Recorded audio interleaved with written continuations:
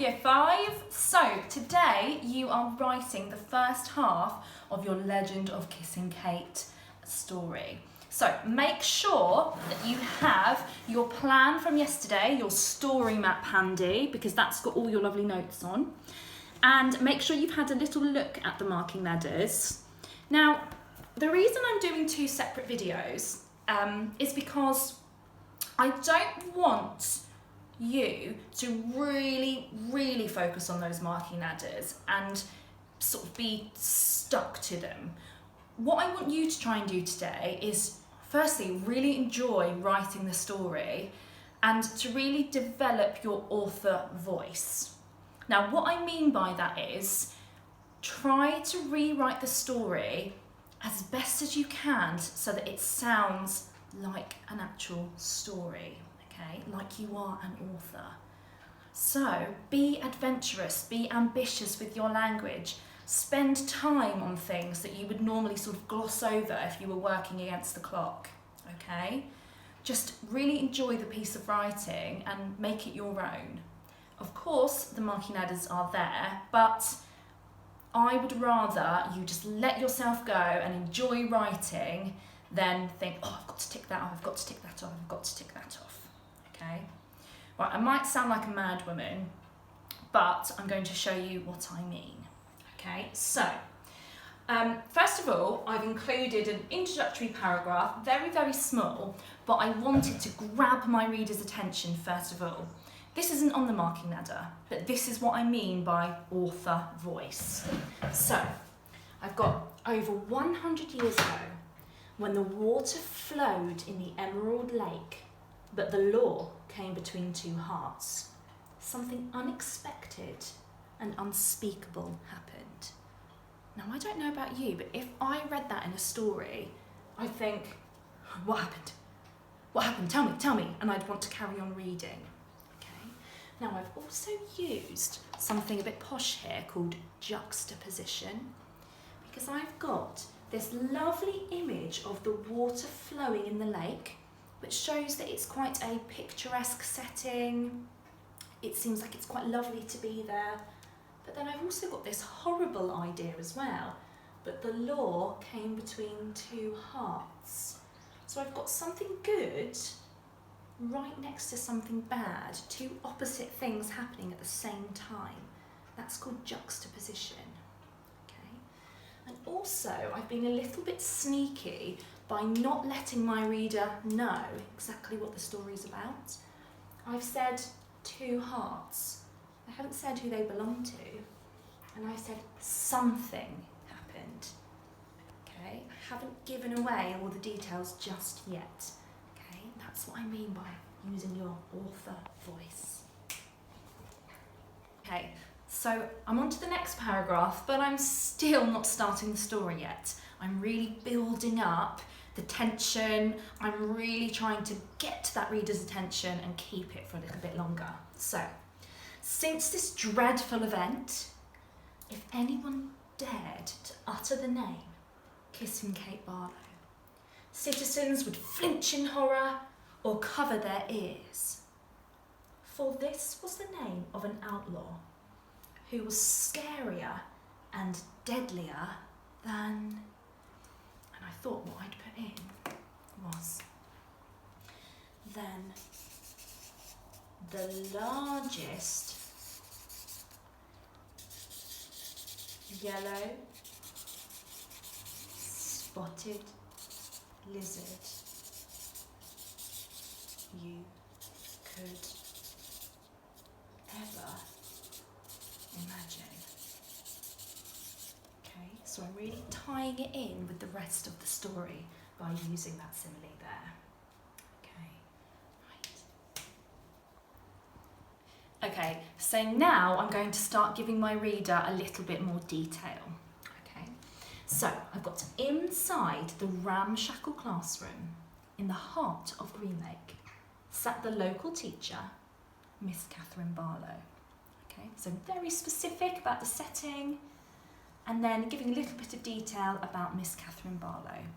I'm just going to give it a quick polish because I want to continue with the theme of it being a long time ago. So instead of classroom, I'm going to magpie a phrase that they used in the actual book, and I'm going to change it to schoolhouse, okay?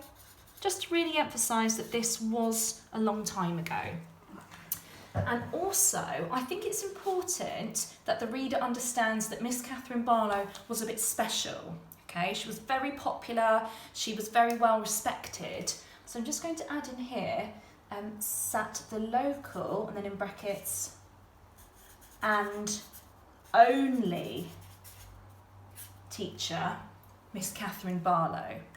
Okay, that shows she's special in this town. Okay, she's important.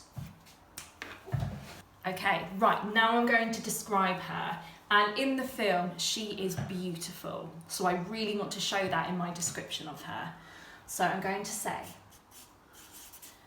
her blonde hair was tucked behind, her blonde hair was tucked behind one ear by a pretty daisy. In fact, I'm changing that. I'm going to change it to delicate daisy. Then I've got a little bit of alliteration, delicate daisy. And also I think it shows that she's quite innocent, or so they thought, by a delicate daisy. So I'm talking about her hair, sparkled. It sparkled from the sunlight, which crept through the hole in the leaky roof.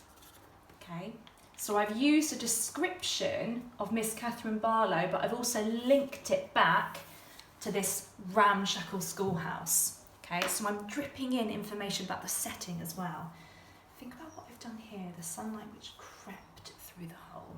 Okay, so look, I've got 3 paragraphs now, and the reader still doesn't know what happened, but that's good. Okay, this is how we write a story. Okay, we take our time. Okay, so she leaned on her desk, marking the class's work. Who does the work belong to? The class. The apostrophe points to who it belongs to. The class's work from the previous lesson. Okay, she's concentrating. Who do you think might break her concentration? Sam. Right. Okay, I've got to lean over the table now, because if I stand there, I won't be able to write with my left hand. My class know I write a little bit funny. So, she's concentrating, she's marking her books, and then, okay, here's my reporting clause. So, new paragraph, her concentration was broken by the well-known chant of, I'm going to stay on the line because I've got this as my reporting clause, of onions, onions, come and get your onions. There we go, so that's our lovely Sam. Okay, right, last bit. A new paragraph and a lovely bit of show not tell here. A smile grew across her cheeks. Ooh, oh, her cheeks dot, dot, dot. Sam. She grabbed. Okay, we're showing the urgency there. The jar of spiced peaches. And I want another verb to show that she's eager to see him, and darted out of, I'm going to link it back to the setting, out of the crooked door. Okay, think about what would come next. Right, okay, so here we are. You can see how it gets messier the further I have to lean across. Yours will be neater than this, of course. So really what I wanted to demonstrate today is not to rush it, to take your time and just enjoy telling the story and writing the story, and really show off with your language choices, your description.